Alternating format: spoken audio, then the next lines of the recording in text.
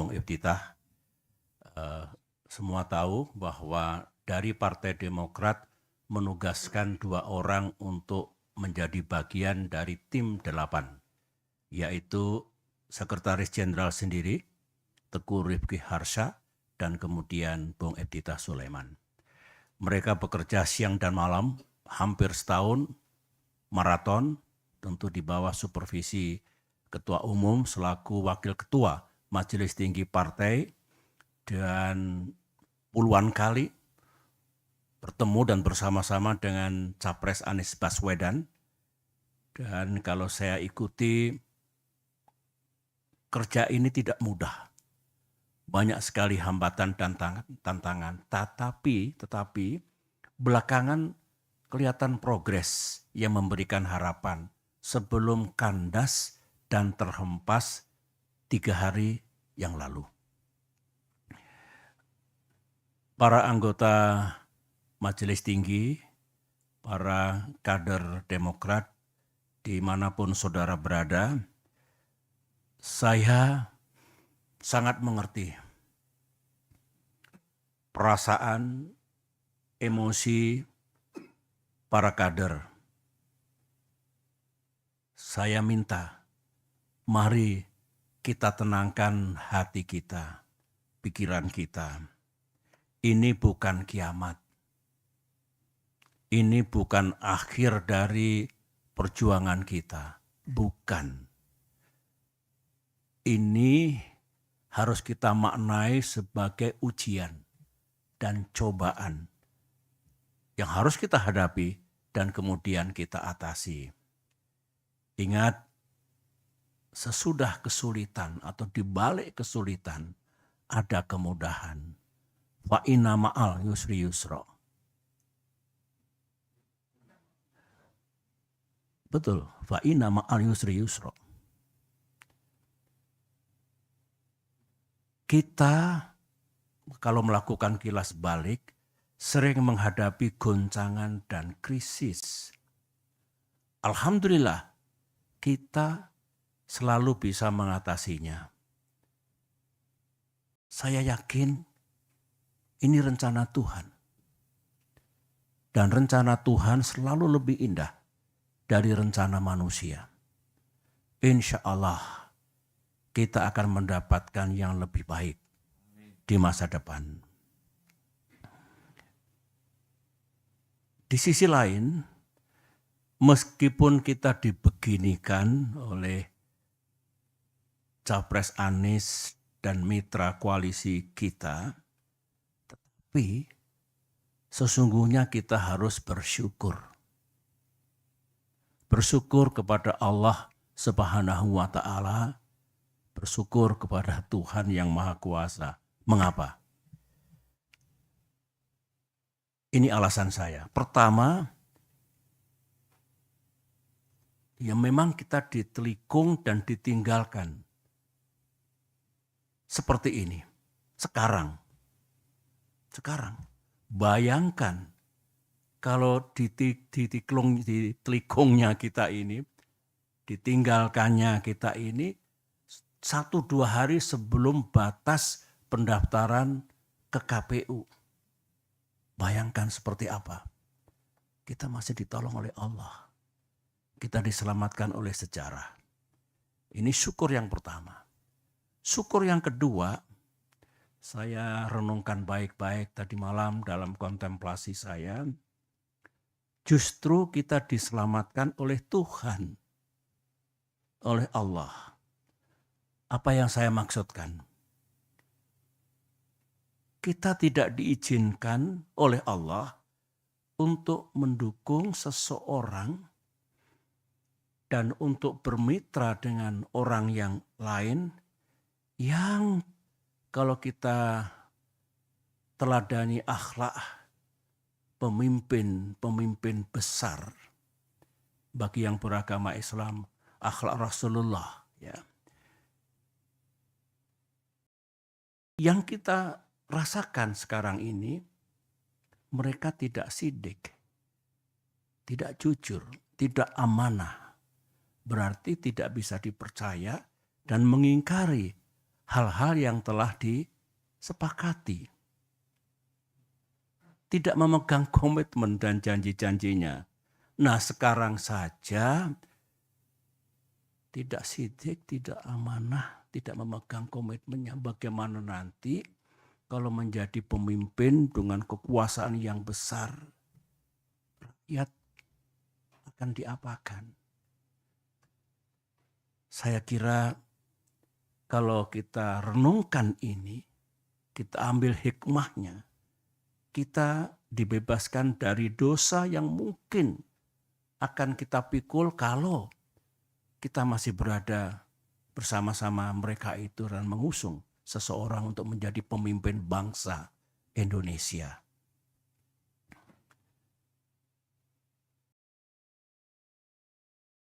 Selain itu, kita ternyata juga tidak diizinkan untuk berkoalisi dengan seseorang yang sejak awal sudah melanggar dan mengingkari kesepakatan. Tertulis dalam kesepakatan koalisi, menjunjung tinggi prinsip kesetaraan, equality, dan kesetaraan. Ulangi, kesetaraan, equality, dan keadilan. Saya ulangi. Bayangkan kalau di masa depan kita punya mitra koalisi yang tidak tunduk, tidak patuh pada kesepakatan yang kita buat bersama. Apalagi kalau mendikte, mengatur yang lain, termasuk capres, memaksakan kehendak, dan tidak menganggap yang lain, saya kira bukan itu koalisi yang hendak kita bangun. Sebagaimana pengalaman pribadi saya bersama-sama dalam koalisi selama 10 tahun yang menjunjung tinggi prinsip dan nilai-nilai yang baik, utamanya kesetaraan dan keadilan. Sekali lagi, kalau kita bersyukur. Karenanya, mari kita hadapi semua ujian dan cobaan ini dengan tegar. Sambil berikhtiar, kita mencari jalan keluarnya. Insya Allah Tuhan akan memberikan kita jalan terbaik ke depan ini. Para anggota Majelis Tinggi dan para kader yang saya cintai, ya sebetulnya kalau jujur ya, saya pun tidak menyangka atas terjadinya kejadian itu 3 hari yang lalu itu. Setelah setahun lamanya kurang lebih, koalisi ini bersama-sama berikhtiar, berjuang untuk bisa menjadi kenyataan dan bisa mengusung capres dan cawapres yang kita harapkan, yang juga diinginkan oleh rakyat. Tiba-tiba terjadilah peristiwa 3 hari yang lalu itu. Kalau saya harus berterus terang, sebetulnya saya tidak naif ya. Saya juga mengerti politik. Saya pernah menjadi capres 2 kali. Saya pernah bersama-sama membangun koalisi dengan mitra. Dan tidak ada yang saya rasakan seperti yang terjadi 3 hari yang lalu itu. Saya mengerti, kita semua mengerti, politik itu memang ya penuh strategi, penuh siasat, penuh taktik, caranya banyak. Tetapi saya tidak menyangka kalau tindakan itu sejauh ini, menurut saya melebihi batas kepatutan, moral dan etika dalam politik. Ya kasar, ya kalau bisa menggunakan istilah bahasa Inggris, it is really ugly. Mudah-mudahan kita tidak melakukan perilaku politik seperti itu. Ada lagi yang bagus dalam sidang majelis ini saya ungkapkan ya. Sebenarnya beberapa teman sudah mengingatkan saya agak lama. Baik dari kalangan kader Demokrat maupun dari luar Demokrat. Begini, Pak SBY, Pak SBY benar-benar percaya kepada orang itu atau kepada orang-orang itu. Saya jawab dengan praduga yang baik, prasangka yang baik, saya percaya. Teman itu mengatakan, ya silakan saja dilihat nanti. Yang penting saya sudah mengingatkan. Nah, kalau saya ingat kembali yang diingatkan teman-teman itu lebih dari satu, keputusan sepihak kemarin itu, saya boleh mengatakan keputusan gelap seperti itu tidak sesuai dengan rules kesepakatan, ternyata atau barangkali mengandungi kebenaran. Anggaplah kita salah kali ini. Tetapi kita belajar. Mudah-mudahan kita tidak salah lagi ke depan. Dan mudah-mudahan dengan izin Allah dan ikhtiar kita, kita juga tidak kalah nantinya. Amin.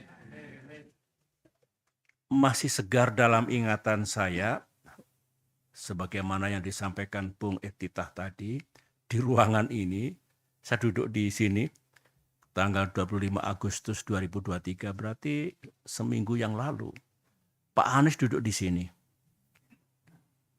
dengan didampingi tim 8. AHY memang tidak selalu hadir. Anies menyampaikan kepada saya, didengar oleh semua, bahwa awal September ini, berarti hari-hari sekarang ini, akan mendeklarasikan koalisi ini dalam kapasitasnya sebagai capres. Berikut capres dan cawapres yang telah selesai diputuskan. 3 hari kemudian, 3 days later, sekarang ini, yang kita dapatkan sesuatu yang sangat mengejutkan itu. Dan saya ini orang tua, berapa kali Pak Anies datang ke sini dengan semangat yang luar biasa, kata-kata yang luar biasa baiknya.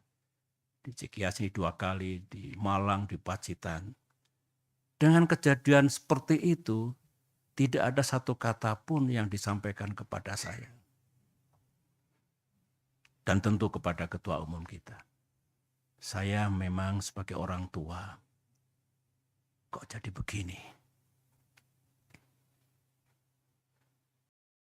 Ini saya kira semua merasakan perasaan kader kita di seluruh tanah air, emosi, kemarahan, yang diekspresikan dengan cara yang berbeda-beda. Nah, saya kebanjiran tadi malam, 2 malam itu sampai subuh di sini. Sejak pagi kita bekerja.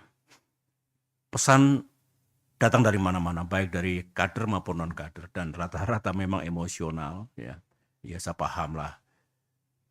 Dari sekian banyak ribuan saya kira yang merespon, yang memberikan message itu, ada 2 yang menarik bagi saya. Ini kata-katanya kurang lebih seperti ini. Aku tahu politik itu memang banyak akalnya. Tapi tak kusangka buruk banget ini. Korbannya AHY dan Demokrat. Begitu. Ada lagi komentar, ini Demokrat kena prank dari musang berbulu domba. Terus saya kok ingat, musang berbulu domba. Ini kan peribahasa yang lama ini. Ingat saya kira waktu kita sekolah di SD, SMP, pernah belajar banyak sekali peribahasa. Tapi musang berbulu domba itu di depan bersikap baik, manis, lembut, penuh persahabatan. Tapi di balik itu kalau kita lemah dan lengah, ini kita akan dicaplok dan dimakan sampai habis. Peribahasa, musang bukan orang. Nah, mungkin tafsirnya ya kita ditelikung dan seperti itu ya. Seperti peribahasa ini. Saudara-saudara, saya mengajak pada forum yang penting ini dengan tenang dan dengan menggunakan akal sehat, pikiran yang jernih, mari kita telaah. Mengapa semuanya ini harus terjadi? Dan kita rasakan, kita alami, kita pikul. Mengapa Demokrat dan AHY setelah 2 tahun menghadapi gerakan pengambil alihan partai oleh Kepala Staf Presiden Muldoko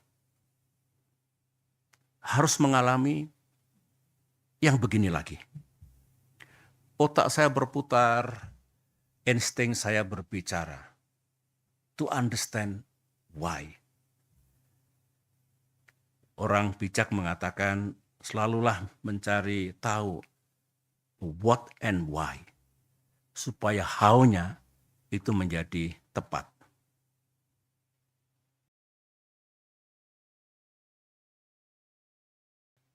Kader Demokrat dengan pikiran yang tidak happy mengatakan, Pak, kok kita ini, Demokrat ini, ya memang kita oposisi.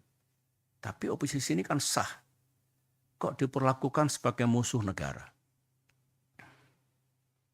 Kita ini kan bukan partai terlarang. Kader-kader Demokrat juga bukan teroris. Jadi mestinya diperlakukan sama lah dengan warga negara yang lain. Itu ekspresi kegalauan dirinya yang saya selalu tekun mendengarkannya. Oleh karena itu dengan tidak bermaksud menuduh siapapun, saya ulangi lagi, tanpa bermaksud menuduh siapapun, saya ingin berbagi dengan saudara. Saya yakin saudara juga mendengar. Sebagian juga datang dari yang ada di ruangan ini maupun yang tidak ada dari ruangan ini. Saya sendiri kan juga banyak mendengar dan mengetahui mana sih di era keterbukaan, open society, digital society ini yang serba rahasia. Apa yang terjadi dan tidak terjadi, apa yang dilakukan oleh para elit, petinggi partai, atau pejabat tingkat puncak, tingkat atas. Ini kan sebetulnya diketahui oleh publik. Diketahui oleh masyarakat luas. Terutama yang menjadi sorotan publik yang berkaitan dengan Pilpres 2024 ini. Mari kita ingat semuanya, apa yang pernah kita dengar, yang pernah kita ketahui, untuk mencari benang merah. Kira-kira apa ya? Tanpa sekali lagi menuduh dan mendiskreditkan siapapun. Karena kita hanya ingin bicara tentang fakta, kebenaran, dan dugaan-dugaan yang mengandungi logika. Satu, kita semua tahu, Bapak Ibu, memang ada keinginan untuk hanya terbentuk 2 pasangan saja, pasangan capres dan cawapres dalam Pilpres 2024 ini. Ada. Jangan ada dusta di antara kita, ada itu. Kita juga tahu ada upaya dan pekerjaan politik untuk membuat koalisi perubahan. Di dalamnya ada Nasdem, ada PKS, ada Demokrat. Itu tidak bisa berlayar. Ada. Kita juga tahu, termasuk informasi yang sangat sensitif untuk membuat pasangan Anies AHY yang sudah menjadi rahasia umum, yang sudah matang sebetulnya sebelum terjadi prahara 3 hari yang lalu itu, pasangan itu tidak akan terjadi. Informasi yang saya dengar ini pekerjaan politik tingkat tinggi.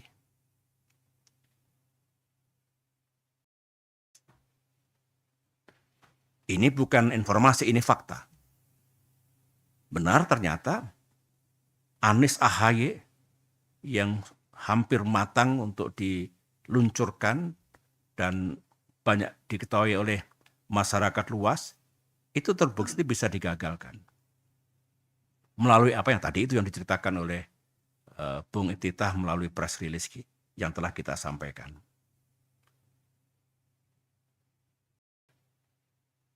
Ini coba. Jadi informasi-informasi itu salah satu manifestnya yang terjadi betul ya ini. Kita juga tahu seorang menteri sekarang ini, menteri masih aktif dari Kabinet Kerja Pimpinan Presiden Jokowi, secara intensif melakukan lobby, termasuk kepada Partai Demokrat, dengan menawarkan, mengajak membentuk koalisi yang baru. Koalisi Koalisi Demokrat, PKS, dan P3. Yang bersangkutan mengatakan, yang disampaikan itu, inisiatif ini sudah sepengetahuan Pak Lurah. Kata-kata sang menteri. Bukan kata-kata saya. Kata-kata yang bersangkutan. Dari semua hal yang kita sudah tahu itu, bahkan sebagian bukan hanya informasi, tapi sudah menjadi kenyataan, jadi fakta, kita mulai tertarik dengan informasi yang lain. Saya mengatakan, saya tertarik secara pribadi dengan informasi yang lain. Katanya, sekali lagi informasi, semua gerakan, manuver, proses politik yang seperti ini penuh dengan hingar-bingar, yang berkaitan dengan koalisi dan pasangan capres dan cawapres, katanya ada mastermind-nya. Saya tidak tahu siapa. Katanya ada dalangnya. Ada persekongkolan untuk mengeksekusinya, untuk menjalankannya. Informasi. Saya masih bisa bicara lebih banyak lagi sebetulnya tentang sesuatu yang menurut saya mengandungi keganjilan, keanehan yang tidak wajar gitu ya.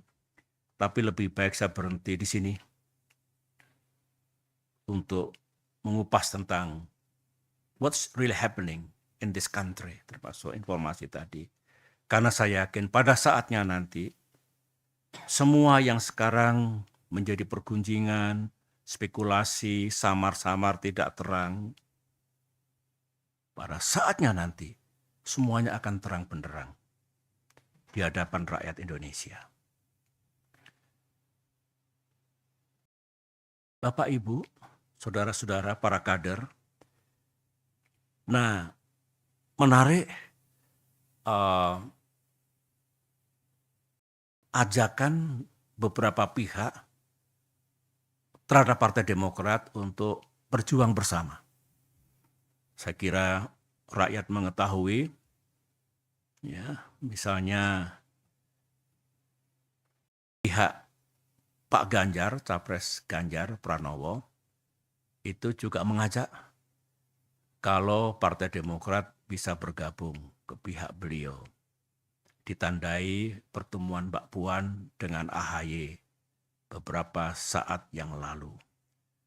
Yang kedua, Pak Prabowo, beliau datang ke Pacitan, menemui saya dan menyampaikan juga ajakannya.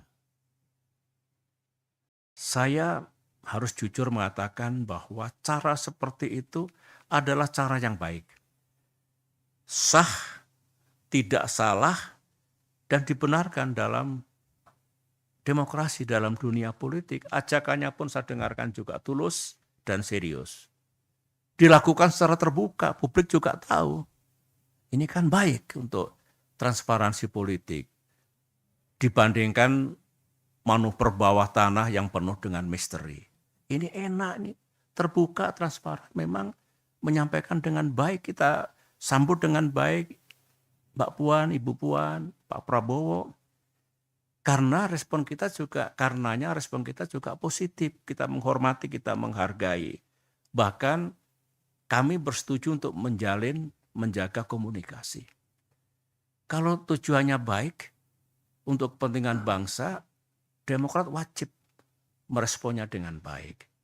Tentang nanti kemana kita berada, inilah yang nanti akan kita bicarakan baik-baik.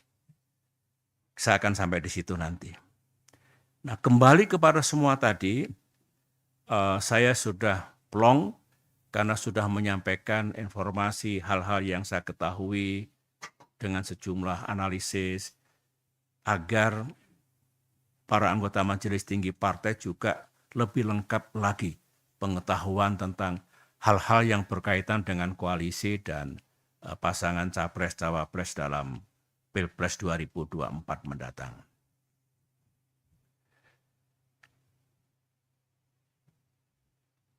Berikut ini adalah apa yang bakal terjadi di arena publik pasca press release Demokrat tadi malam, last night, dan juga pasca apa yang saya sampaikan sekarang ini dalam sidang Majelis Tinggi Partai. Hampir pasti akan ada percakapan publik yang hangat. Politik begitu, demokrasi begitu. Baik di ruang-ruang publik maupun di wahana media massa.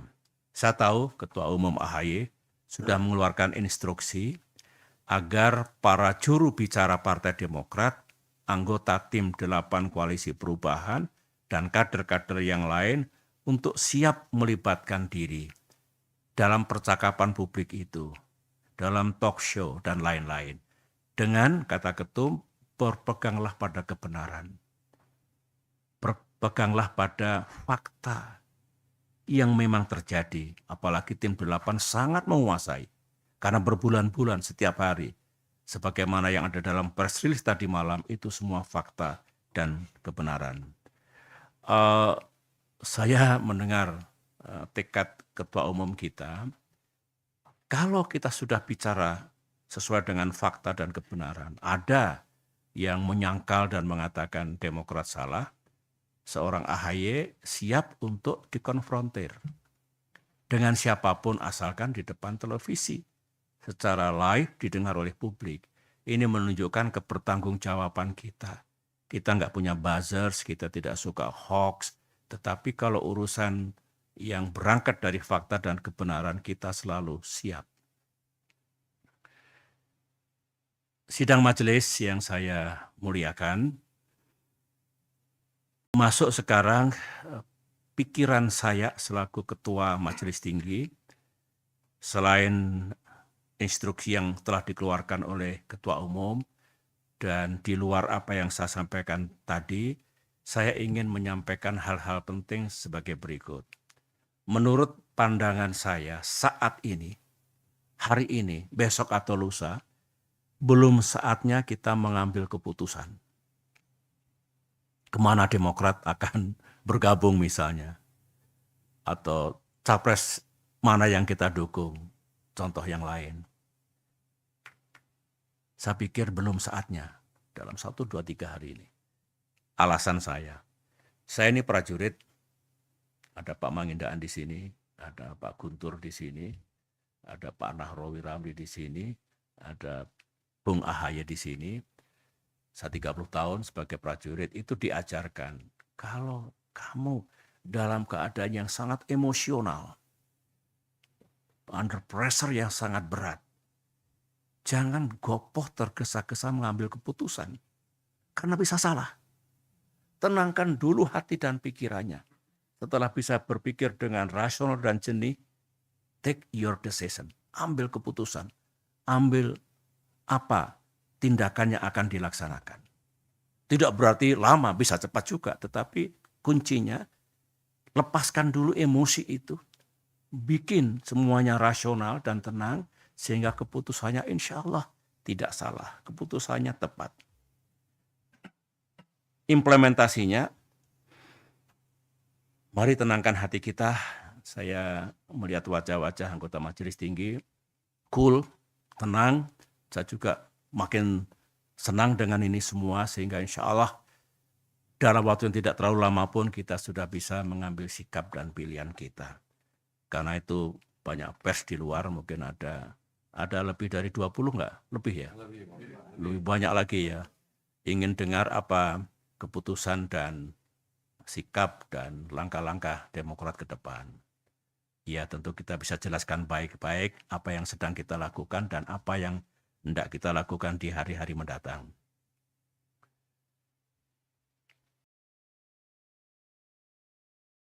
Yang kita pikirkan hari ini, tadi malam kami berdiskusi dengan Ketum, dengan Bung Andi, Sekretaris MTP, dan lain-lain yang lembur di sini. Saya laporkan pada sidang kali hari ini. Yang menjadi pemikiran Demokrat sekarang ini adalah dengan perubahan situasi yang dramatis ini, Demokrat masih ingin tetap menjaga semangat dan agenda perubahan dan perbaikan. Jangan sampai tiba-tiba hilang begitu saja. Itu semangat kita, tekad kita. Bahwa tidak berarti kalau perubahan perbaikan yang sudah baik dibuang, tidak. Ketum menjelaskan dalam pidato politik kemarin secara komprehensif yang menjadi bagian dari kerangka bernegara, pilar dan dasar bernegara Pancasila, NKRI, Bhinneka Tunggal Ika, konstitusi kita, demokrasi, tidak mungkin kita tinggalkan, justru makin kita perkuat. Demikian juga hal-hal yang baik sejak Bung Karno, Pak Harto, Pak Habibie, Gus Dur, Ibu Megawati, saya dan Pak Jokowi sendiri yang baik-baik pasti akan kita jaga. Namun memang ada sejumlah hal yang perlu kita perbaiki. Kita ubah entah kebijakan, ekonomi, keadilan, kesejahteraan rakyat, hubungan luar negeri, apapun yang kira-kira akan menjadi lebih baik di masa depan. Nah, komitmen ini, agenda ini, di tengah goncangan ini, Demokrat tetap ingin menjaganya. Jangan tiba-tiba hilang, jangan tiba-tiba sirna. Begitu. Yang juga kita pikirkan, di malam kita diskusikan, ini rakyat kan banyak yang kecewa. Kita tahu rakyat ada yang pro keberlanjutan, itu hak mereka. Ada juga rakyat yang pro perubahan dan perbaikan. Ini kan kecewa, mereka sudah berharap perubahan jadi, Anies AHY jadi, tiba-tiba sekarang kandas itu. Nah, Demokrat juga harus berempati kepada mereka, menjaga perasaan mereka, tidak begitu langsung kita tinggalkan begitu saja. Yang intinya, sangat mungkin kita punya rumah baru, punya tempat baru, tetapi melanjutkan yang sudah baik tetap, nah kita bisa berdiskusi perbaikan seperti apa yang mesti kita lakukan dengan mitra koalisi kita yang baru nanti. Semuanya terbuka untuk itu. Jadi saya mohon pengertian, tidak mungkin hari ini besok terus langsung kita ambil keputusan apa begitu, tapi kita olah dengan seksama. Kita diskusikan secara bersama. Karena begini, Ketum mengatakan, saya tentu sangat mendukung, sikap kita seperti apa nanti. Pilihan koalisi seperti apa. Capres siapa yang kita dukung, itu harus kita ajak serta. Para pimpinan Demokrat daerah. Para pimpinan Demokrat cabang. Ini masalah yang sangat fundamental. Yang sangat strategis. Tidak mungkin. Meskipun kita punya kewenangan penuh majelis tinggi, tapi partai kita ini partai yang menjunjung tinggi rules. Etika. Bukan one man show political party. Ini budaya kita. Harus kita jaga baik-baik. Dengan demikian Ketum sudah merancang kapan nanti mungkin rapat pimpinan apapun namanya, menghadirkan semua. Sebagian besar sudah resah, sebagian besar mau datang ke CGS untuk memberikan empati dan simpati. Tapi intinya mereka tentu akan kita ajak bicara. Menutup sambutan pengantar ini, saya punya keyakinan. Kita akan menemukan tempat dan mitra yang lebih baik. Amin. Dalam perjuangan politik ke depan. Kita berharap dengan izin Allah, kita bisa berada dalam satu koalisi yang visi dan komitmennya pun mengandungi kesamaan dengan kita. Tadi itu, jangan utek-utek, jangan ganggu dasar dan pilar-pilar kehidupan bernegara. Jangan dibuang hal-hal yang sudah baik yang ditinggalkan oleh para pemimpin bangsa sejak Bung Karno hingga yang terakhir, dalam arti yang terkini gitu. Namun juga bersetuju dan bisa menemukan hal-hal apa yang perlu dilakukan perbaikan ke depan. Saya kira dengan dua pendekatan itu, insya Allah kita punya jalan untuk membangun atau berada dalam koalisi yang lebih bagus. Dan saya yakin, insya Allah lah ya, mitra koalisi kita yang akan datang itu juga tidak akan begitu saja meninggalkan moral, etika, dan integritas dalam berpolitik. Politik itu memang seolah-olah hutan rimba, apa saja boleh. Meskipun saya tidak atau kurang setuju, karena seperti apapun tetap ada ruang untuk etika, untuk moral, untuk tata krama. Semoga harapan kita, mimpi kita ini dikabulkan oleh Tuhan yang Maha Kuasa, dan pada saatnya kita akan menemukan jalan yang lebih baik, tempat yang lebih baik, sehingga Demokrat sukses, tapi bangsa dan negara kita juga sukses ke depan ini. Demikian sambutan pengantar saya, dan karena sudah agak lama saya bicara, kita break dulu. Nanti kita masuk lagi, kita lanjutkan dengan diskusi dan pembahasan. Terima kasih.